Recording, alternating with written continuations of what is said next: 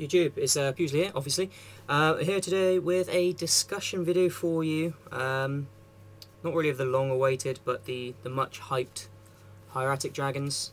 I'm going to talk about what they can do, obviously briefly describe everything for you, go over the combos and how they work, talk about my thoughts on them, and go from there, really. Just jump straight into it, I suppose. The three key cards you're going to be seeing are these three. So, Esset, Tefnuit, and Sue. Basically, they all have the bog standard hieratic effect there, that when they're tributed, you can special summon a dragon normal type monster from your deck. So what you're going to do there is special summon a dragon type normal monster with the same level as one that you have on the field in order to exceed summon. And you just spam from there because they can special summon by tributing. So it's sort of like how the toons used to work, like with the Toon Summon Skull, you could tribute a monster to summon it, but still special summon, so it's the same way. Bring the camera here so I can show you properly. Right, starting off then, you got Tefnuit. He's a Cyber Dragon, or she, I don't know, they're dragons, do they have genders? It's a Cyber Dragon. You can special summon it, but it can't attack the turn it was special summoned that way. And level 6, so that's the important bit. Obviously, when it's tributed, you can special summon a normal dragon-type monster from your deck, hand, or graveyard. That's the important bit. The fact you can get from your deck's always good, but it means if you draw them, or if they're in the graveyard already, you can get them there as well, which makes them pretty good. Sue is probably the best one. It's, again, level 6, 2-2 attack, this one 2-1.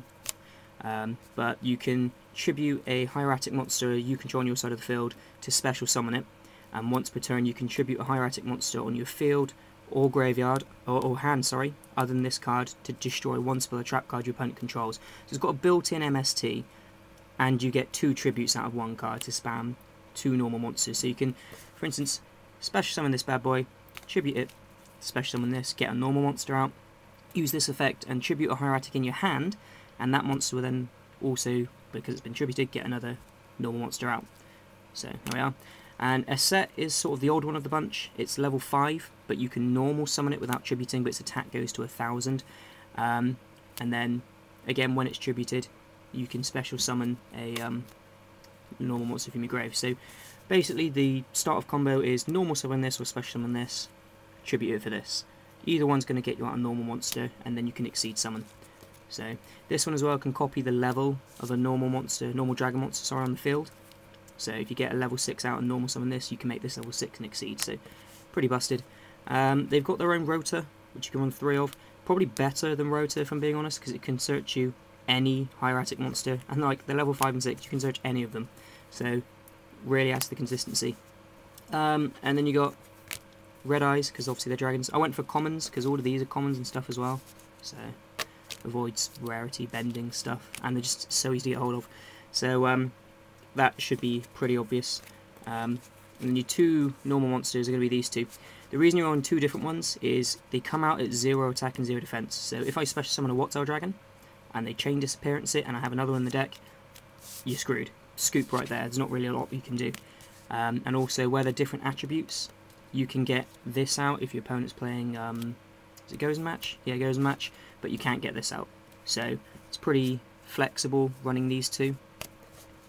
So there we have it. I'll go over how the combo works for you. So say your opponent's gone first, sets a back row and sets a monster, you MST it, special summon Tefnuit, tribute for Sue.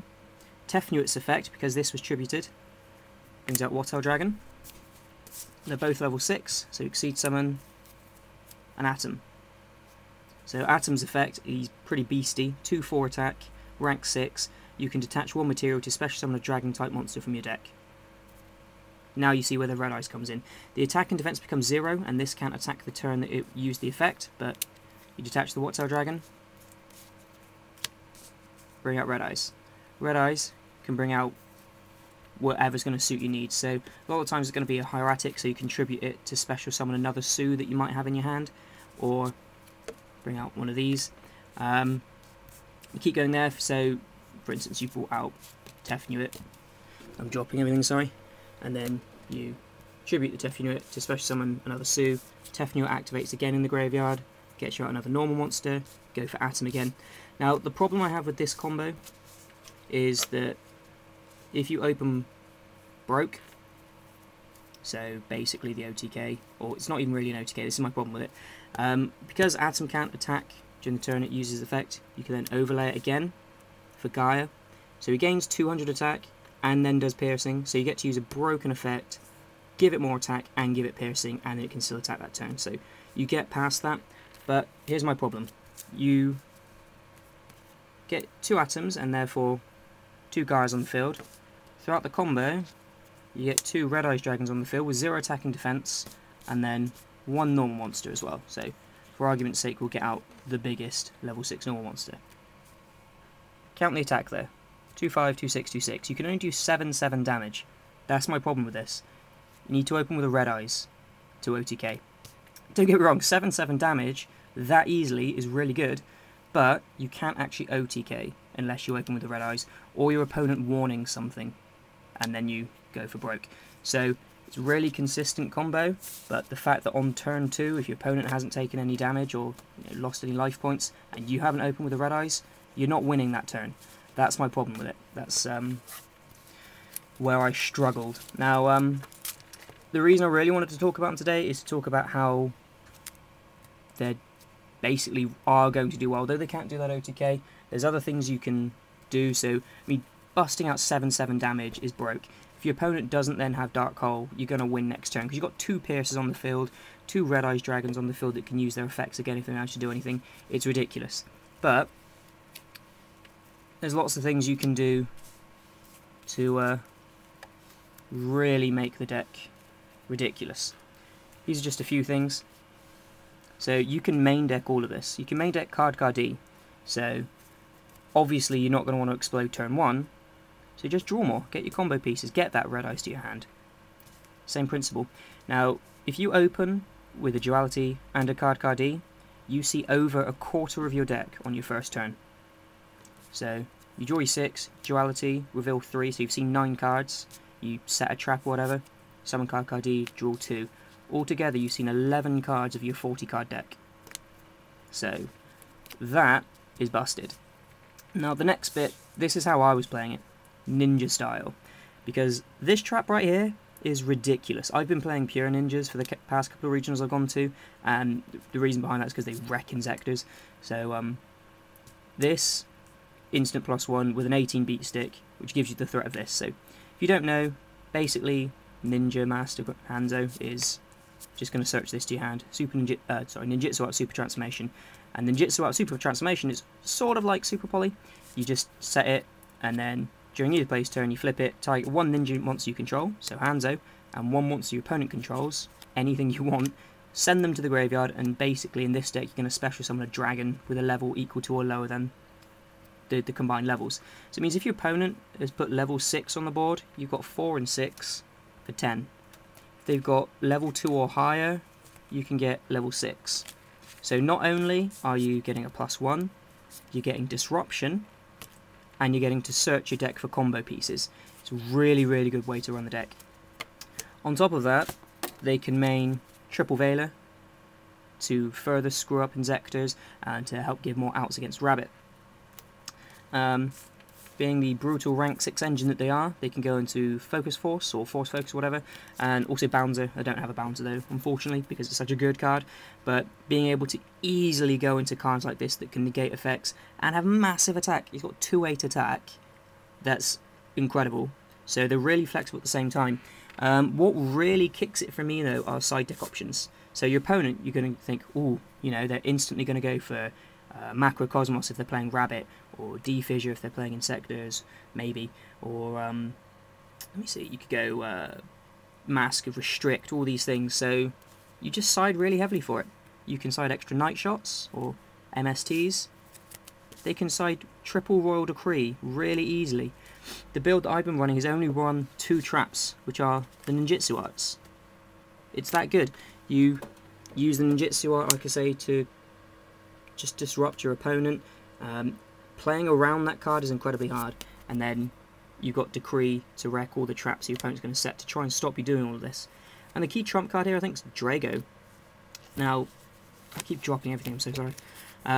Drago is incredible at the moment, and it has been for a couple of formats, but it's really been quite niche because of course you can only really play it in dragon builds, and there was nothing really that could use it. The fact that it's wind means it doesn't see a lot of play in chaos dragons, but the reason it sees such awesome play here, you can special summon this bad boy with Atom or with Red Eyes if it's in your grave or in your hand. You've got really easy access to it. You only need to run one because you can get it from the deck. Get this out, and you don't have to fear Gores, Battle Fader, or Tragodia. You can drop 7/7 attack on the field, or if you've opened with a Red Eyes Darkness Metal Dragon, then you can drop something stupid like nearly 11,000 attack on the field with this out in defense, so they can't drop Gores or anything like that. And that's my take in a nutshell on Hieratics. They're really good. I personally don't like the fact that without this in your opening hand, you can't do over 8,000 attack very easily. I mean, obviously there's Reborn shenanigans and things like that, but any deck that opens with Reborn can do extra shenanigans. But I love the fact that there's loads of searching. You've got Rota and Duality, Cardi, the Ninja searching out this. They've got their own Rota. You've got Atom that can search through the deck.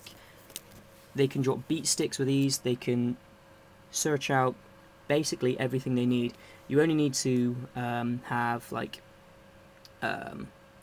Tefnuit, Esset and Sue in your hand to be able to go mental, and you can replace any one of those with any of the convocations as well. So overall it's a really good deck. Apart from the extra deck, it's really budget as well. The main deck's all commons and rares unless you're going to go down the ninja build or if you're going to run the Cards, but that's just for extra consistency. That's not staple, it's not magic, you don't have to do it.